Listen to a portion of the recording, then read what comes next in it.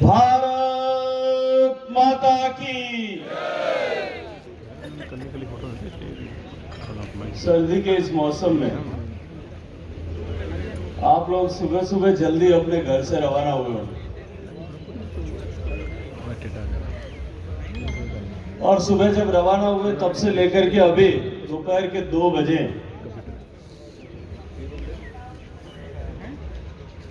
मुझे लगता है कि बहुत सारे लोगों को अब आलस आने लगा है। लेकिन जिन जिन लोगों के पास में 2 हाथ रब के दिए हुए हैं वो दोनों हाथ ऊपर करें, मुट्ठी बंद करें और पूरी ताकत से बोले भारत माता की, भारत माता की। भारतीय जनता पार्टी की प्रदेश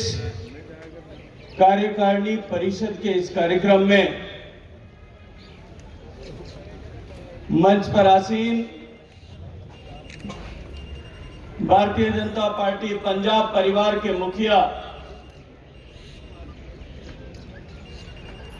भारतीय जनता पार्टी सूबे के प्रधान आदरणीय अश्विनी शर्मा जी, मंच पर आसीन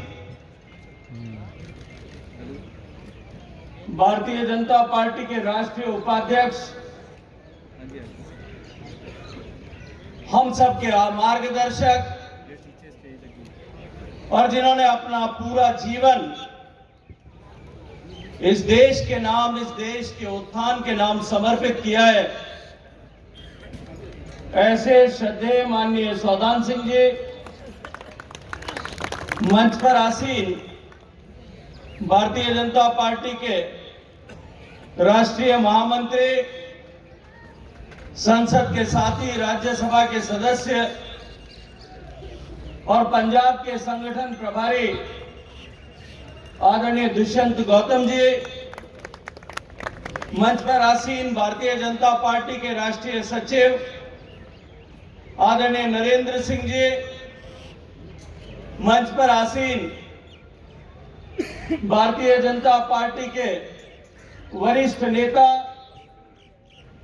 माननीय मोदी जी की सरकार में पंजाब का प्रतिनिधित्व करने वाले आप ही के अपने मंत्रिमंडल के साथी आदरणीय सोम प्रकाश जी, गुजरात की धरती जो भारतीय जनता पार्टी की संगठन की दृष्टि से हम सब देश के करोड़ों करोड़ भारतीय जनता पार्टी के कार्यकर्ताओं के लिए प्रेरणा की धरती है, उस गुजरात की पावन धरती के सांसद और गुजरात भारतीय जनता पार्टी के महामंत्री, पंजाब के चुनाव सह प्रभारी, ऊर्जावान छोटे भाई आदरणीय विनोद चावड़ा जी, मंच पर आसीन भारतीय जनता पार्टी के पूर्व राष्ट्रीय उपाध्यक्ष, राज्यसभा के पूर्व सांसद आदरणीय अविनाश राय खन्ना जी, मंच पर आसीन आदरणीय मनोरंजन कालिया जी, आदरणीय ग्रेवाल साहब, आदरणीय गुप्ता जी, मंच पर आसीन भारतीय जनता पार्टी के वरिष्ठ नेतागण, दोनों विधायकगण, दोनों साथ के मंचों पर बैठे हुए भारतीय जनता पार्टी के अन्य वरिष्ठ नेतागण, भारतीय जनता पार्टी के सभी दायित्ववान कार्यकर्ता बंधुओं, बहनों और पत्रकार मित्रों, मैं आप सबका आज एक बार फिर इस सामूहिक रूप से एकत्रीकरण पर स्वागत करता हूं, अभिनंदन करता हूं। मित्रों, मैं आप सबका अभिनंदन करना चाहता हूं, आभार ज्ञापित करना चाहता हूं। एक ऐसे विकट दौर में जब भारतीय जनता पार्टी और हमारे विचार परिवार के कार्यकर्ताओं की परीक्षा एक कठिन परीक्षा का दौर था, उस कठिन परीक्षा के दौर में भी आप अपनी विचारधारा के साथ में उस झंडे को लेकर के खड़े रहे, उस आंधी में भी न झुके न रुके और न थके, इसके लिए मैं आप सबका अभिनंदन करना चाहता हूं, आप सबका आभार ज्ञापित करना चाहता हूं। मित्रों, ये पंजाब की धरती, ये भक्ति और शक्ति की धरती है। ये गुरुओं के पवित्र वाणी की मिठास वाली धरती। एक तरफ प्रेम का संदेश देने वाली, भाईचारा का संदेश देने वाली, एकता का संदेश देने वाली, समानता का संदेश देने वाली धरती है, और दूसरी तरफ त्याग और बलिदान और शौर्य की धरती है। प्रारंभ के भाषण में आदरणीय प्रधान जी ने कहा कि इस धरती पर अनेक आक्रमण हुए। भारत की इस महान संस्कृति और सभ्यता पर पिछले हजारों वर्षों में अनेक आक्रांताओं ने आक्रमण किया, लेकिन पंजाब की इस धरती के समर्थ लोगों ने अपने भुजाओं की ताकत पर अपने हर एक प्रहार को अपने वक्षस्थल पर झेलते हुए इस महान सभ्यता और संस्कृति को अक्षुण्ण बनाए रखा। आजादी की लड़ाई में लाला लाजपत राय से लेकर के, या मैं कहूं महाराजा रणजीत सिंह जी के से लेकर के, अंग्रेजों के साथ लोहा लेने में, और आज हम जिस धरती पर खड़े हैं, राम सिंह कूका जी से लेकर के भगत सिंह तक, हजारों हजार ऐसे लोग हैं जिन्होंने इस देश को आजाद कराने के लिए अनाम अनाम अपना जीवन और जवानी समर्पित की। इस देश को आजाद कराने में जो पंजाब का योगदान है, ये देश कभी भुला नहीं सकता। और आजादी के बाद में 1948 में, 1961-65 में, 1962 में चीन के युद्ध के समय, 1971 में भारत पाकिस्तान युद्ध के समय और कारगिल के युद्ध के समय इस पंजाब के किसान के बेटे जो भारत की सेना में थे, उन लोगों ने जो अद्भुत पराक्रम करते हुए इस देश की सीमाओं की रक्षा में अपना जीवन बलिदान कर दिया। आज ये देश नतमस्तक होकर के पंजाब के युवाओं को, पंजाब के सेनानियों को प्रणाम करना चाहते हैं। मित्रों, पंजाब के सपूतों ने देश की आंतरिक शांति बनाए रखने के लिए भी अपना योगदान किया। एक तरफ पंजाब के सपूतों ने, जैसा मैंने कहा, कि देश की अमन चैन और खुशहाली और सुरक्षा के लिए काम किया, वहीं पंजाब के किसान ने, वो एक समय था जब देश में यह कहा जाता था, भारत के प्रधानमंत्री को यह कहने की मजबूरी पड़ी थी कि देश में लोगों को एक समय उपवास करना चाहिए, सप्ताह में एक दिन अब भोजन का त्याग करना चाहिए ताकि दूसरे लोगों को भोजन मिल सके। उस स्थिति से ला करके आज हिंदुस्तान को हरित क्रांति के माध्यम से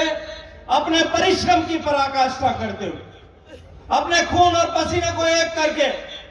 खेतों में हल चला करके, इस धरती माता के सीने को फाड़ करके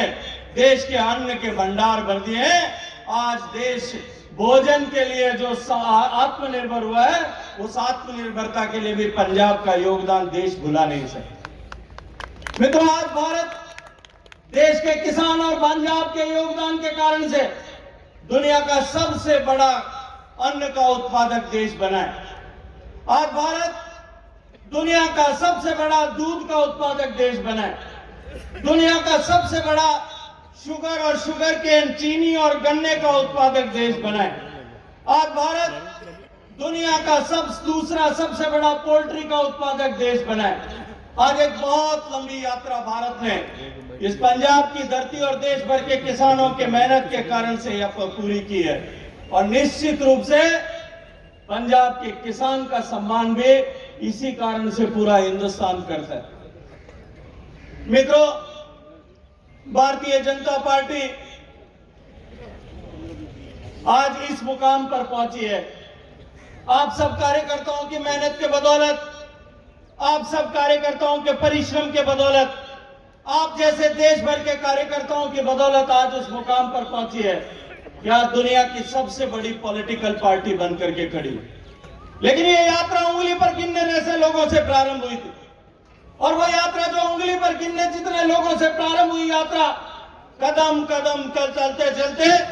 आज इस मुकाम पर जाकर के खड़ी हुई है कि हम दुनिया की सबसे बड़ी पॉलिटिकल पार्टी, 12 करोड़ सदस्यों वाली राजनीतिक दल बनकर के हो गए। आज आप ही के जैसे कार्यकर्ताओं के त्याग, परिश्रम और बलिदान के कारण से, आप ही जैसे कार्यकर्ताओं ने जो समय का योगदान किया उसके कारण से आज भारतीय जनता पार्टी ऐसी पॉलिटिकल पार्टी है जो हम गर्व के साथ में कह सकते हैं कि जिसके देश में सबसे ज्यादा लोकसभा और राज्यसभा में सांसद। मित्रों, आज हम गर्व के साथ में यह कह सकते हैं कि हमारी भारतीय जनता पार्टी के आज देश के आधे से ज्यादा सूबों में प्रत्यक्ष परोक्ष रूप से सरकार बनी। ये यात्रा, ये लंबी यात्रा भारतीय जनता पार्टी ने आपके जैसे देवतुल्य कार्यकर्ताओं के दम पर पूरी की। मित्रों, अभी पंजाब के हालात के बारे में बातचीत की गई, पंजाब के हालात के बारे में विस्तार से बातचीत की गई। माननीय मोदी जी ने जिस तरह से पंजाब के लिए किया उसके बारे में भी सभी साथियों ने विस्तार से बातचीत की। मित्रों,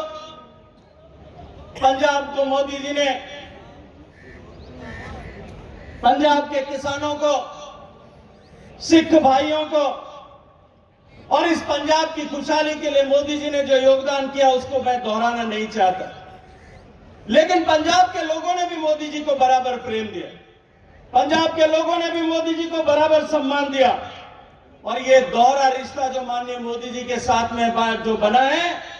आज उसके कारण से पंजाब में एक नई रोशनी की लौ दिखाई देती है, एक नई रोशनी की किरण दिखाई देती है। साथियों, चुनाव का बिगुल बज चुका है। पंजाब में जिस तरह के हालात हैं, पंजाब जो पंजाब 1981 के दशक तक देश का एक नंबर का प्रांत होता था आर्थिक दृष्टि से, अगर जीएसडीपी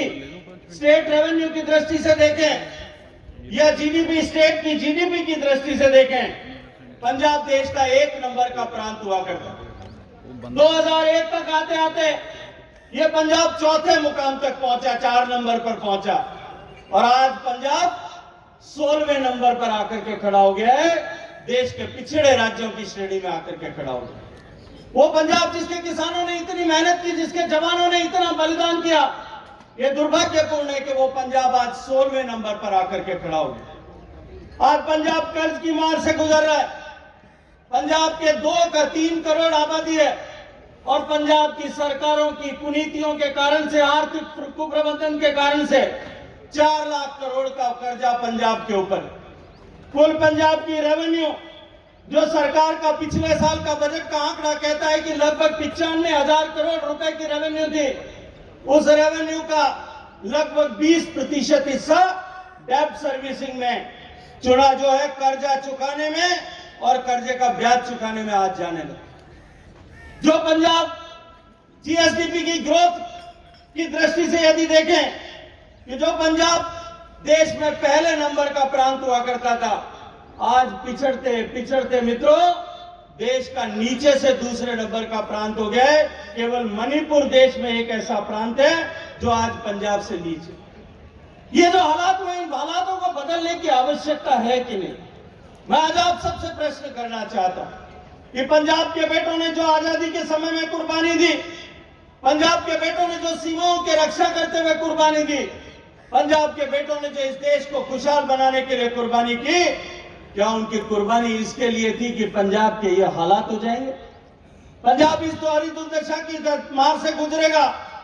और मित्रों, इसीलिए आज हम सब लोग एक साथ यहां एकत्रित आए कि हम सबको यह तय करना पड़ेगा कि जब हम यहां से जाएंगे तो इस पंजाब के सुनहरे भविष्य के लिए पंजाब में भी एक भारतीय जनता पार्टी की सरकार बने, इस संकल्प को लेकर के यहां जाएंगे। आदरणीय अध्यक्ष जी जब बात कर रहे थे तब आदरणीय अध्यक्ष जी ने विषय रखते हुए यह कहा था कि पंजाब में भारतीय जनता पार्टी ने जो समझौता किया था, अकाली दल के साथ में जो समझौता किया था, वो राजनीतिक समझौता नहीं था। हमने सरकार या सत्ता में आने के लिए वो समझौता नहीं किया था, हमने सरकार बनाने के लिए वो समझौता नहीं किया था। हमने वो समझौता इसके लिए किया था कि पंजाब में एकता बनी रहे, पंजाब में आपसी भाईचारा बना रहे, पंजाब की ये जो गंगा जमुनी संस्कृति है, संस्कृति बनी रहे, पंजाब में ये जो लाखों लाख हजारों सालों का जो ये हमारा आपसी रिश्ता है, ये रिश्ता अक्षुण्ण बना रहे। इसके लिए भारतीय जनता पार्टी के शीर्ष नेतृत्व ने ये समझौता किया था, एक गठबंधन किया था। लेकिन जिस तरह के हालात बने, जो किसानों के लिए जो कानून माननीय प्रधानमंत्री जी ने बनाए थे,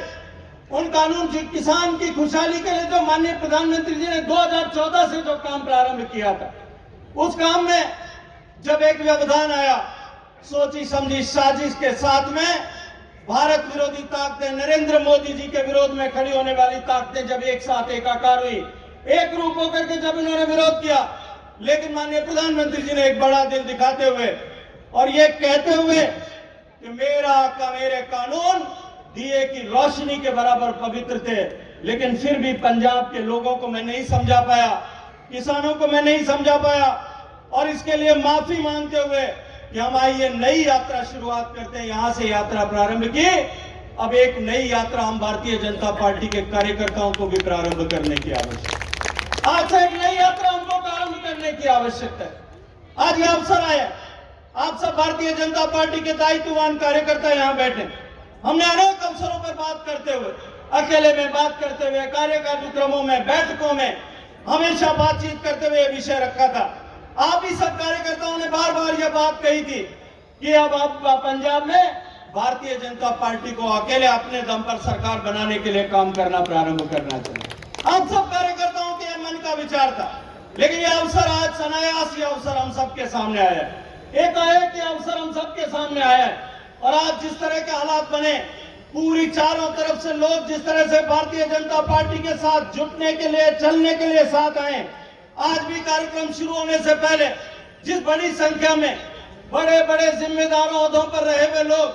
अलग अलग पार्टियों के बड़े बड़े पदाधिकारी जिस तरह से भारतीय जनता पार्टी में शामिल हो रहे हैं, मैं उन सब का स्वागत करते हुए, उन सब का आभार और अभिनंदन करते हुए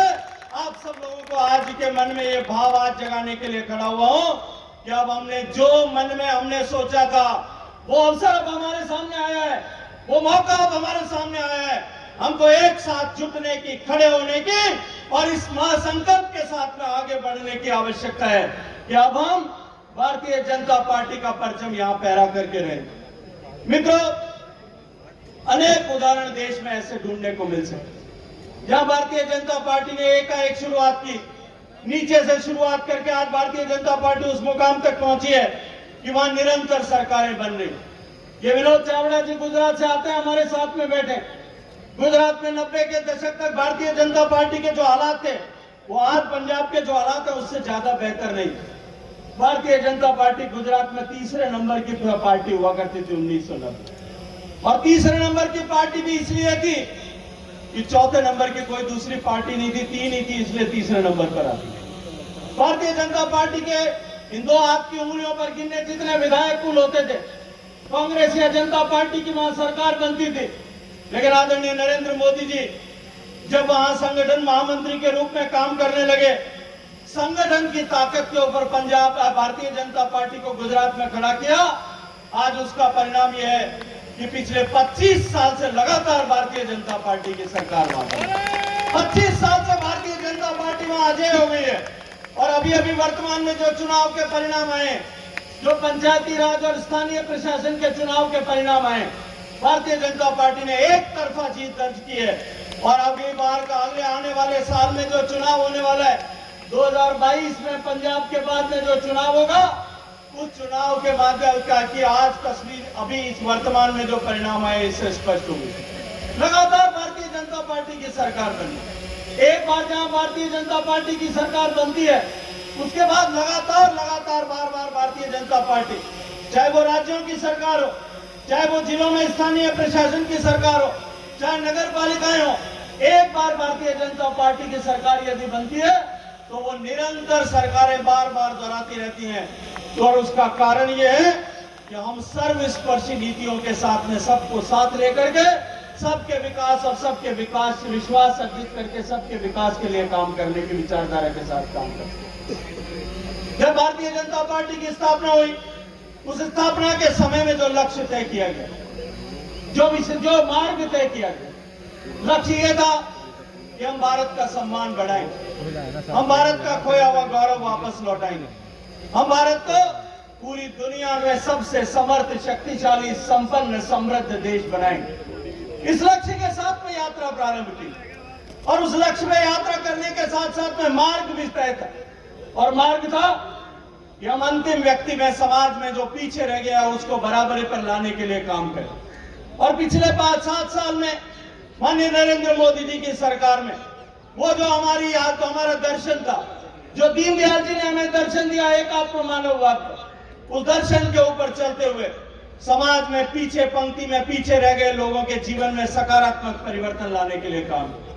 करोड़ों लोगों के जीवन में परिवर्तन निश्चित रूप से उसके माध्यम से आया। गरीब को घर माननीय मोदी जी ने दिया,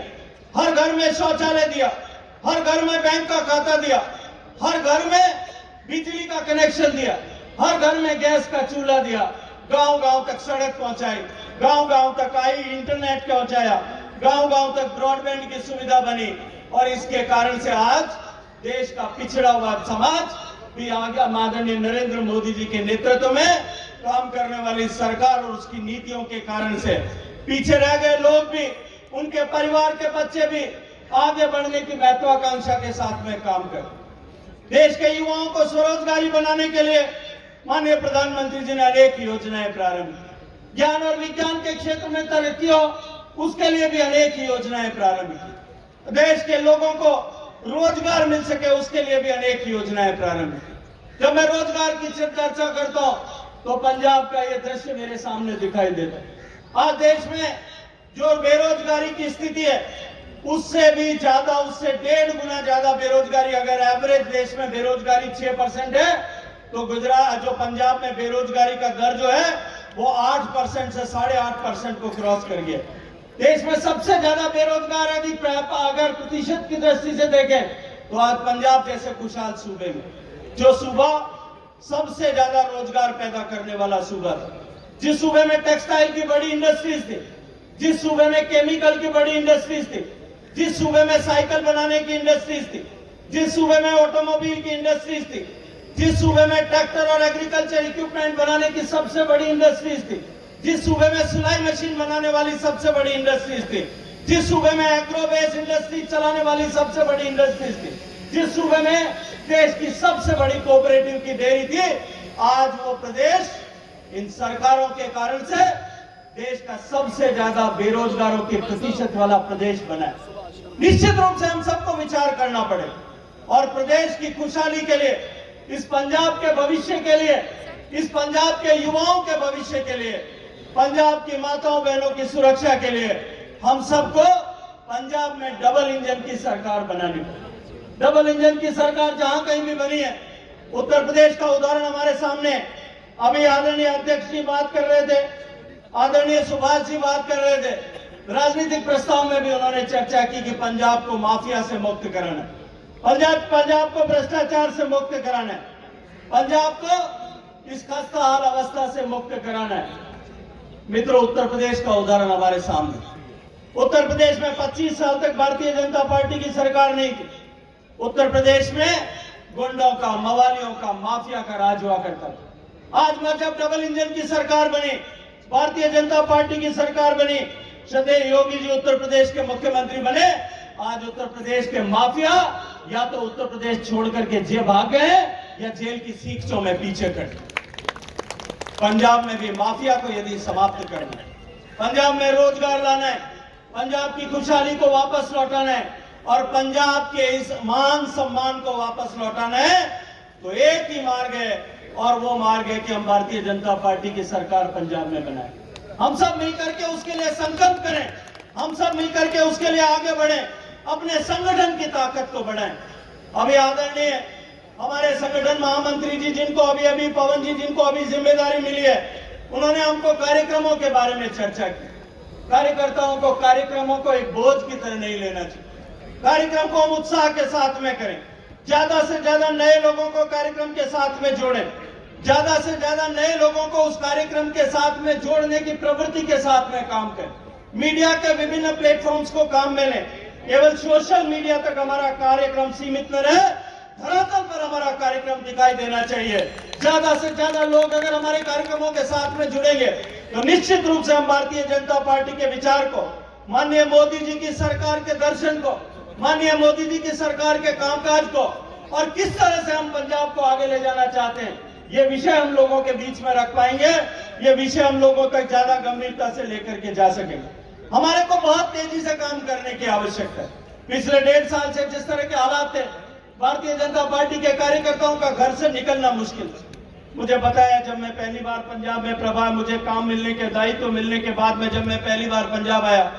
मुझे बताया कि किस तरह के दुर्दश हालात, कार्यकर्ताओं के घरों के बाहर धरना लगाया, उनके माताओं बहनों को अपमानजनक शब्दों से पुकारा जाता है, उनके माताओं बहनों को के सामने अभद्र टिप्पणियां की जाती है, कार्यकर्ता घर से बाहर रहने को मजबूर हैं। लेकिन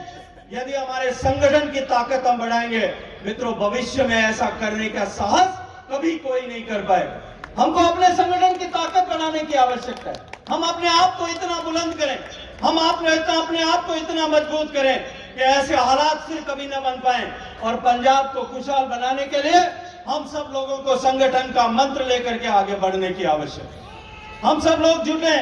और पूरी ताकत और शक्ति के साथ में, एक नए जोश और उत्साह के साथ में हम यहाँ